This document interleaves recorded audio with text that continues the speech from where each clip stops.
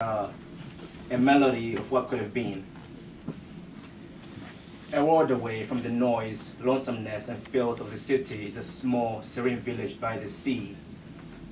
Far from the mechanized existence and impersonality of the city of millions of dissatisfied souls is a village overlooking the sea, a vast expanse of open water that reaches strange shores of distant lands.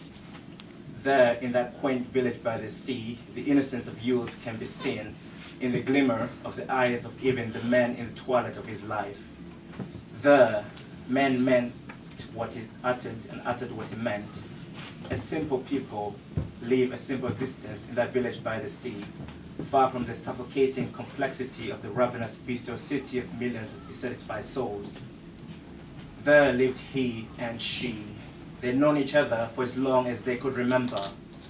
A field of daisies reached the seashore, and there they would sit on a rock and stare with curiosity over that large expanse of water. As they sat, he would play her a melody from his violin, a melody that flowed from his inner longings and yearned to cross the sea and see those distant shores far beyond the horizon. His wayward wanderlust only grew as he got older. He knew that one day he would traverse the ocean's deep and have the world in the palm of his hand. And so he continued playing that melody from his beloved violin, and she would dreamily listen, looking at the dappled reflection of the sun on the water. She too would be carried away to where his wayfaring heart longed to be, upon distant shores over the sea and beyond the horizon. And so time passed. The field of daisies would be stripped of its vibrancy at the onset of winter, and it would be replenished when spring breathed new life over the lands once again. He loved her, but he was never sure how to tell her. One fateful day, towards the end of summer, as he was playing that yearning melody from his violin, she was sad and forlorn and did not dreamily look at the blue sea as she was wont to do. He asked her what was wrong. With a hint of a tear in her eye, she told him that she and her family were going away to the shore beyond the sea, never to come back. To this he said, "Though the daisies may come and go, and winter's icy grip will once more strip the leaves off the trees, and though there will be an ocean that separates us, our friendship will remain constant. One day I will find you, and I'll play you this melody of ours. So go, and I'll see you again as sure as the rays of the sun chase away the darkness at the break of dawn." He said this even as he doubted the truth of his words. The days went by, without her to sit with him on that rock, without her to sail off with him as he played the melody from the inner longings of his heart. His wanderlust died little by little until he turned his gaze away from the sea. He stopped playing the violin. He instead turned his gaze toward the smoke coming from the city. And there he went to pursue higher education with the hope of earning money and fame. With his dreams of wanderlust so crushed and knowing that he would never see her again, he tried to forget her and looked to using drugs, having meaningless sex, having a lavish prodigal lifestyle, and abusing his mental and physical health. He descended deeper and deeper into a mire of filth and substance abuse. The merciless city was a world away from the innocence and simplicity of his village by the sea.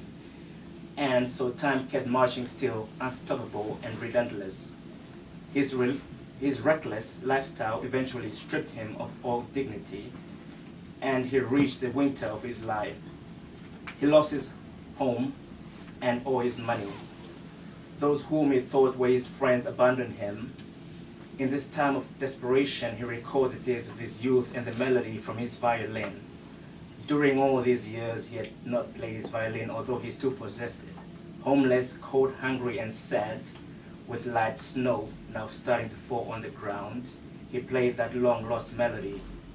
In his sad, tired old eyes was a reflection of that field of daisies, and he thought he could hear the gentle lapping of waves on the shore and the laugh of she in the days of their youth, now seeming so long ago.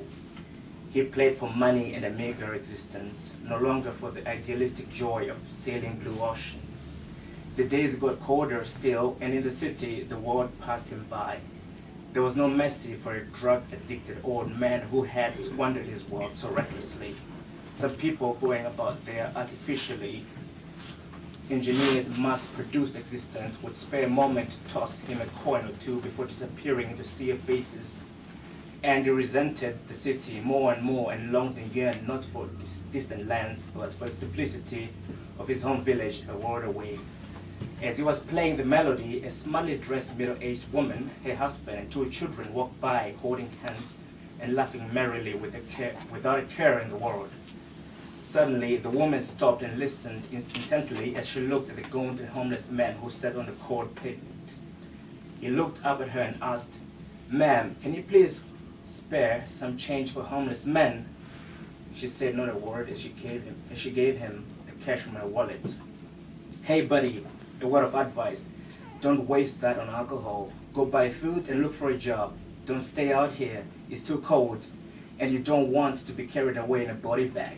The man said, "Honey, are you okay?" Her husband asked as he looked at his wife's haggard face. "You look like you've seen a ghost." "It's nothing, I'm fine. This melody, I think it's very beautiful." "Yeah, poor guy. He really should make it big with that kind of talent." "Well, it's getting chilly. We better get a move on before we freeze to death."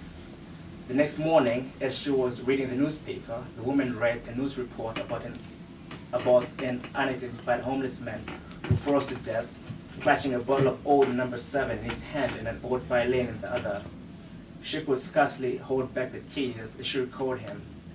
She had learned how to play the violin after she left. She had hoped for many years that he would find her as he had promised.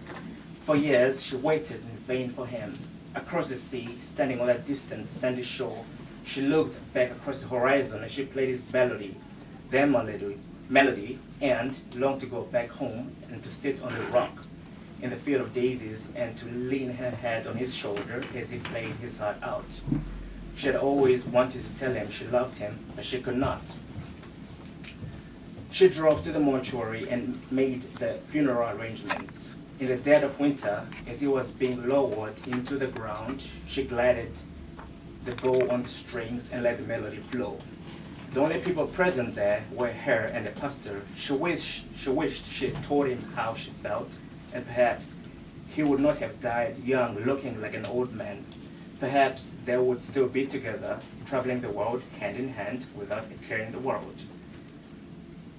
A world away, far from the gloom of the city, is a small, simple village by the sea, and there is a field of daisies where a rock sits lonely, overlooking the sea. There, a mother misses her son, and she wonders where he has gone to, and if he will ever come back.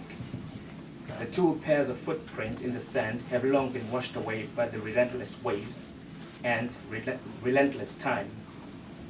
The trampled daisies by the rock have long grown back, and sometimes in the gentle breeze, a hint of a sudden melody can be heard. A melody of what could have been.